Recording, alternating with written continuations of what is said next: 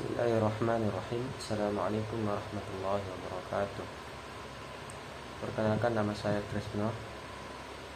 NIM 10527 111 2919, semester 8, kelas mata kuliah kewirausahaan, Fakultas KAI, jurusan Komunikasi Penyiaran Islam, Universitas Muhammadiyah Makassar. Alhamdulillahirabbil alamin. Wassalatu wassalamu ala asyrafil anbiya'i wal mursalin sayyidina Muhammadin wa ala alihi wa ashabihi ajmain, amma ba'd. Puji dan syukur kita panjatkan atas kehadirat Allah Subhanahu wa taala yang masih melimpahkan rahmat dan hidayahnya kepada kita sekalian, sehingga kita masih bisa beraktivitas, menjalankan aktivitas kita sehari-hari, mencari nafkah untuk anak istri kita, atau untuk diri kita sendiri. Salawat dan salam tak lupa pula kita kirimkan kepada junjungan kita Nabi Muhammad sallallahu alaihi wasallam, Nabi yang menjadi contoh dan suri teladan, Nabi yang patut kita contohi, karena pada beliau ada uswatun hasanah. Baik, pada kesempatan kali ini saya akan membawakan suatu materi dari tugas mata kuliah kewirausahaan, yaitu bagaimana cara-cara Rasulullah SAW berdagang pada masanya. Teman-teman sekalian, apa sih wirausaha itu? Wirausaha adalah orang yang mempunyai kemampuan melihat dan menilai kesempatan bisnis, mengumpulkan sumber daya yang dibutuhkan guna mengambil keuntungan darinya, serta mengambil tindakan yang tepat guna memastikan kesuksesan wirausaha. Atau wirausaha atau dalam bahasa Inggris disebut dengan entrepreneurship, berasal dari kata entrepreneur.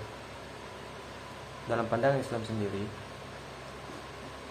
wirausaha yaitu bekerja dan berusaha boleh merupakan bagian tak terpisahkan dari kehidupan manusia, karena keberadaannya sebagai khalifah di bumi maksudkan untuk memakmurkan bumi dan membawanya ke arah yang lebih baik. Dan dalam Islam, anjuran untuk berusaha dan bekerja sebagai bentuk realisasi dan kekhalifaan manusia tercermin dalam surah Ar-Ra'd ayat 11 yang bunyinya, innallaha la yughayyiru bi anfusikum hatta yughayyiru bi anfusihim, yang artinya Allah tidak akan mengubah keadaan satu kaum sehingga dia mengubah keadaan dirinya sendiri.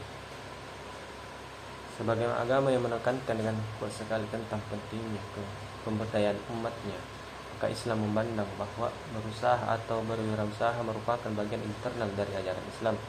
Terdapat sejumlah ayat dari hadis Nabi Muhammad SAW yang menjelaskan pentingnya aktivitas berusaha, yaitu diantaranya apabila diantara kamu selesai melaksanakan sholat, maka bertebarlah di muka bumi untuk mencari rezeki.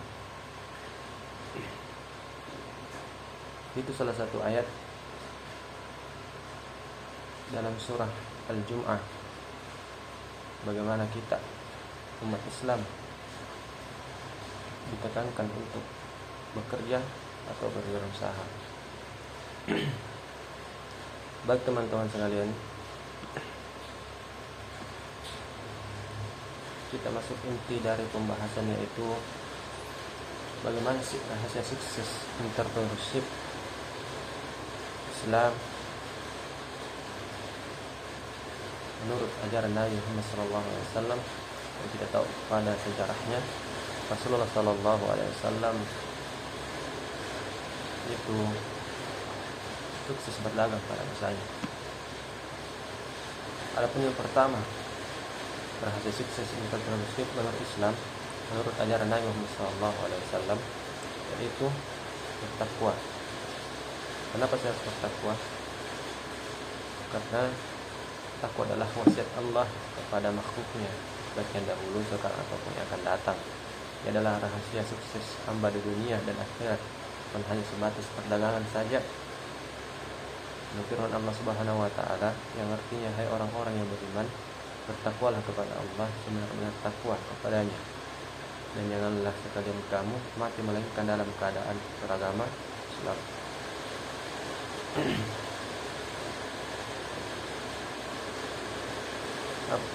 Apabila seorang telah mengukuhkan takwa kepada Allah Subhanahu wa taala, maka dalam berdagang dia akan meraih kesuksesan di dunia lengkap dengan isinya, sedangkan kesuksesan di akhirat lebih baik dan utama. Dan yang kedua, adapun rahasia yang kedua, kesuksesan Nabi Muhammad SAW dalam berdagang, yaitu jujur dan amanah. Jujur adalah modal kedua bagi pedagang yang sukses dunia dan akhirat. Kata Rasulullah SAW, "Tajirun sadaqun imanu ma'anawimu wasalihu wasyuhada." Pedagang yang jujur dan terpercaya bersama para nabi, bersama para sholihin dan syuhada. Hadis yang diriwayatkan oleh Tirmizi, oleh Allah dan disahihkan oleh Syekh Al-Albani. Adapun yang ketiga, yaitu bagaimana kita bisa jujur, tidak menipu dalam menjual belikan barang dagangan kita. Karena Islam sangat menentang sekali penipuan, karena sifat ini merupakan sifat tercela yang bisa merusak kehidupan kita maupun orang lain. Sedangkan Islam sangat menjunjung sekali nilai amanah, jujur, saling percaya penting dalam Islam. Bahkan salah satu pilar akidah Islam adalah jujur. Jadi maka barang siapa yang berbuat curang dan menipu dalam berdagang, sehingga dia telah terlepas dari akhlak Islam, bahkan dari umat Nabi sallallahu alaihi wasallam.